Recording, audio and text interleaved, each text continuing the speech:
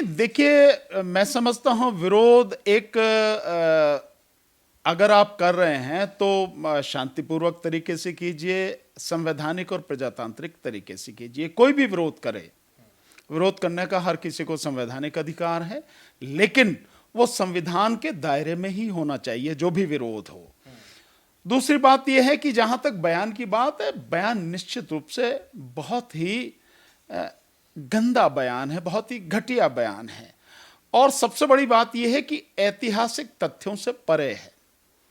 आपको इतिहास की अगर जानकारी नहीं है, आपको अगर सच मालूम नहीं है, तो कहने से बचना चाहिए। लेकिन आपको जानकारी नहीं है और आप सीना तान के कह रहे हैं, और उसका असर न केवल देश पर बल्कि देश के लोगों पर भी पड़ रहा है।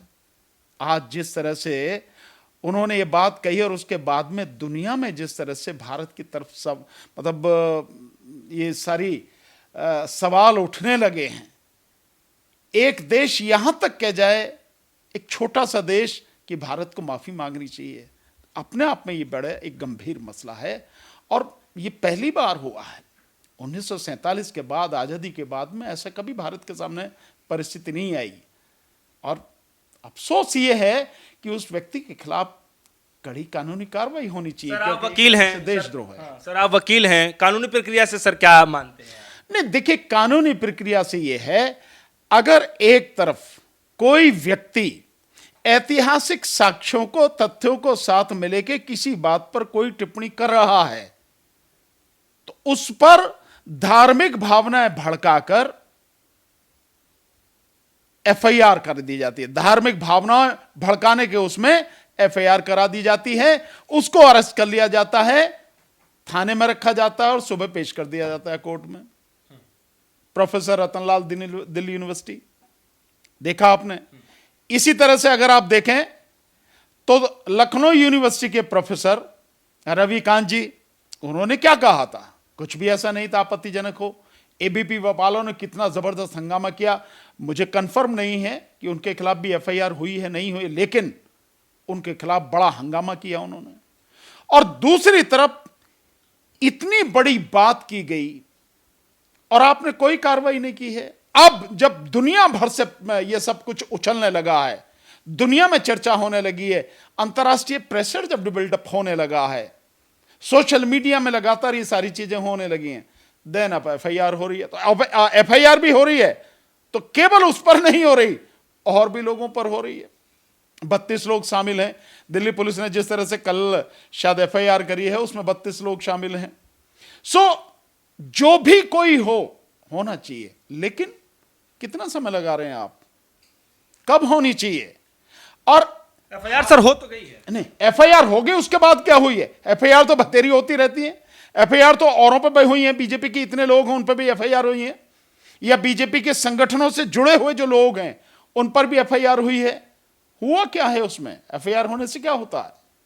एफआईआर होकर कार्रवाई की जाए तब तो बात समझ में आती है। कार्रवाई तो कुछ नहीं है। आप बताइए, मैं आपको बताता हूं एफआईआर की जो बात है। एक तरफ तो अभी जैसे मैंने बताया कि दिल्ली यूनिवर्सिटी के प्रोफेसर रतनलाल हैं, एफआईआर होगी, अरेस्ट कर लिया उन्हें। और दिल्ली यूनिवर्सिटी में ही SC/ST एक्ट में एफआईआर हुई है दौलत राम कॉलेज की प्रिंसिपल, जो डॉक्टर रितु के साथ में जो अभद्र व्यवहार किया गया, जातिगत आधार पर व्यवहार किया गया, उनके माध्यम से जो एफआईआर हुई है, उसमें अभी तक अरेस्ट नहीं किया गया। महीना भर होने जा रहा, जबकि उसमें तुरंत अरेस्ट होना चाहिए और 1 महीने में डीएसपी द्वारा यानी एसीपी द्वारा इन्वेस्टिगेशन को चार्जशीट फाइल होनी चाहिए। 1 महीने तक बेल नहीं मिलती उसमें। सर कुछ लोगों का ये भी मानना है कि जो उन पे कार्रवाई होनी चाहिए थी, लगभग भारतीय जनता पार्टी ने कर दिया है, पार्टी से निलंबित कर दिया है 6 सालों के लिए करीब, और जो है एफआईआर भी हो गया है। तो लोगों का ये सवाल है कि क्या कुछ माफी का भी कुछ इसमें प्रावधान हो सकता है क्या? नहीं, देखिए कोई व्यक्ति माफी, एक तो परंपरा, मतलब एक तरह से एक फॉर्मेलिटी होती है माफी, कि मैंने गाली दे दी आपको, थप्पड़ मार दिया आपको, और मैंने फिर माफी मांगी, मैं माफ कर दे यार। वो कह रहे हैं ना अपने शब्दों को वापस लेते बिना। शब्द कभी भी वापस नहीं होते, ये केवल एक जुगलबंदी है और कुछ नहीं है। केवल जो है कुछ बुद्धिजीवी लोगों की जो है मानसिक जुगाली है और कुछ नहीं है, वैचारिक जुगाली है और कुछ ही नहीं है। शब्द जो कह दिए गए, उनका असर जो होना होता है वो होता ही है। उसको वापस लेने का कोई अर्थ नहीं है। ये सब बेकार की बातें हैं जो लोग कह रहे हैं, बता रहे हैं। बात यह है कि आपके बयान के बाद में जो अंतर्राष्ट्रीय स्तर पर भारत की छवि धूमिल हुई है, भारत की छवि दुनिया भर में एक लोकतांत्रिक देश के रूप में है, एक अच्छे लोकतांत्रिक देश के रूप में है। दूसरा, छवि जो है हमारी कि यहां पे भिन्न भिन्न धर्मों, संप्रदायों, जातियों के लोग रहते हैं, सबका आदर भाव होता है। ये छवि है हमारी। अरब देश जो आज इस पर सवाल उठा रहे हैं, वो तब तक बहुत ज्यादा कुछ नहीं कह रहे थे, शांति थे। जब तक आप ये हिजाब की बात कर रहे थे, जब तक आप मस्जिदों पर हमले की बात कर रहे थे, वहां झंडे लहरा रहे थे, जब तक आप 3 तलाक की बात कर रहे थे, जब तक मुसलमानों का जेनोसाइड करने की, कत्लेआम करने की बात कर रहे थे, आप वो कुछ नहीं कह रहे थे, चुप्पी थे।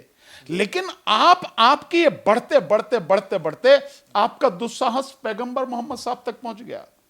तो पैगंबर मोहम्मद साहब तो अकेले भारत के मुस्लिम समाज के ही जो सम्मानित नहीं है, मैं पैगंबर मोहम्मद साहब तो दुनिया भर में जितने इस्लाम को मानने वाले लोग हैं, मुस्लिम समाज के लोग हैं अरबों की संख्या में, उन सबके मानने वाले। तो उनके मन को जब ठेस लगेगी तो प्रतिक्रिया तो होगी, चाहे कम हुई या ज्यादा हुई। यह प्रतिक्रिया होना भी कि भारतीय जो सामान है, चाहे व्यक्तिगत ही रहा सही, वो न रहा हो सरकारी स्तर पर, व्यक्तिगत किसी स्टोर वाले ने ही किया हो, एक ने किया हो, 10 ने किया हो, 20 ने किया हो, कि भारतीय सामान का बायकॉट किया, उसने बाहर निकाल के रख दिया, और जो अंदर भी था उस पर भी उसने जो वो टांग दी, किसी ने किया सही।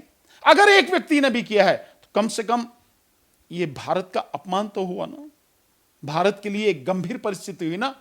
आज एक ने क्या हो सकता है, कल ये बढ़ता चला। रास्ता क्या बचा है सर? क्योंकि जो अभी हालात हैं, जगह जगह पत्थरबाजी चल रही है, लाठीचार्ज हो रहे हैं, कभी उधर से कभी इधर, हालात जो चल रहा है इस समय, क्या इसका रास्ता क्या देखें? इसका रास्ता स्वयं प्रधानमंत्री निकाल सकते हैं अगर चाहें तो, लेकिन उनके अब तक के व्यवहार से ऐसा कहीं भी नहीं लग रहा कि प्रधानमंत्री इस सबको सुधारना चाहते हैं।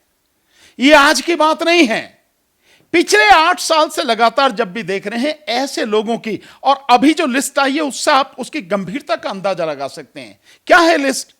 बीजेपी निकाल ली है ना लिस्ट कि 38 लोगों के नाम हैं जिन्होंने इस तरह की भाषा का इस्तेमाल किया है, मुस्लिम समाज के प्रति धार्मिक जो है उन्होंने घृणा फैलाई है, नफरत। सम्मान करना चाहिए नहीं, किसका सम्मान करना चाहिए? अभी निकाले, कार्रवाई क्या है? अभी उन्होंने नहीं, अभी केवल उन्होंने ये कहा है कि भाई इतने लोग जो हैं 38 लोग हैं, और इन्होंने, आप देखिए मैं जो बात कहना चाह रहा हूं पहले आप उसको समझिए। आप 8000 बार पिछले 8 साल में 8000 बार इस तरह के जो हैं बयान दिए गए हैं, 8000 बार।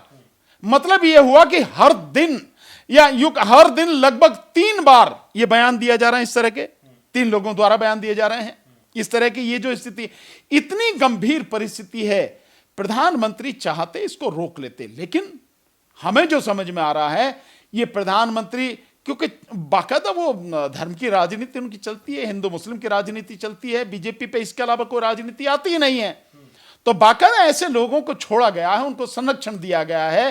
पुलिस प्रशासन इसीलिए उनके खिलाफ कोई कार्रवाई नहीं करता। जब इतना बड़ा हल्ला मचता तब जाके कहीं बड़ी मुश्किल से FIR होती, उसके बाद भी कोई कार्रवाई नहीं होती है। अन्यथा तो मैं ये मानता हूं कि ये जिस तरह की बात है, खाड़ी देशों में हमारे 90 लाख मजदूर रहते हैं, तकरीबन 1.5 करोड़ लोग खाड़ी देशों में रहते हैं। बहुत अच्छे, हमारे आज से नहीं बहुत पुराने समय से उनसे संबंध रहे हैं खाड़ी देशों के साथ में, और उनके साथ में जो हमारा व्यापार है 11% व्यापार, टोटल व्यापार का 11% उन्हीं देशों के साथ में होता है। अब वहां अगर प्रतिक्रिया इसकी हो गई, और अगर तीव्र प्रतिक्रिया हो गई, माना नहीं जानते क्या होगा क्या नहीं होगा, तब आप देखिए व्यापार पर कितना असर पड़ेगा, वहां जो मजदूर काम कर रहे हैं उन पर कितना असर पड़ेगा, वहां जो लोग रह रहे हैं, भारत के जो लोग रह रहे हैं, उनकी जिंदगी पर, उनकी नौकरी पर, उनके रोजगार पर, उनके रहने पर कितना बुरा असर पड़ सकता है, ये नहीं सोचा गया। अगर माननीय प्रधानमंत्री एक बार भी स्ट्रॉन्ग एक्शन लेके काम करते, मैं समझता हूं सारी चीजें तभी आपको भी लगता है कि सर बीजेपी जो है इस वक्त दुविधा में फंसती हुई नजर आ रही है? नहीं, मुझे तो नहीं पता कि दुविधा में फंसती नजर आ रही। मुझे तो ऐसा लग रहा है कि जो बीजेपी चाहती थी वही सब कुछ हो रहा है। भाई वो यही तो चाहती है कि लोग इस हिंदू मुस्लिम में ही अटक जाएं। तो न केवल भारत अटक गया, बल्कि अब तो दुनिया भी हिंदू मुस्लिम में ही अटक गई। आप देखो अमेरिका ने जो कहा है, अमेरिका से जो धार्मिक मामलों की एक कमेटी है उसके माध्यम से जो वो आ रही है, उनकी जो रिपोर्ट आई है उसमें भी ये कहा गया कि भारत में धर्म के आधार पर भेदभाव हो रहा है, लोगों के साथ दिक्कतें खड़ी हो रही हैं। और अब यूरोप में भी ये चर्चा होने लगी है, अरब के साथ साथ में, तो पूरी दुनिया ही अब इसमें धर्म के मामले में हो गई, हिंदू मुस्लिम के उसमें हो गई।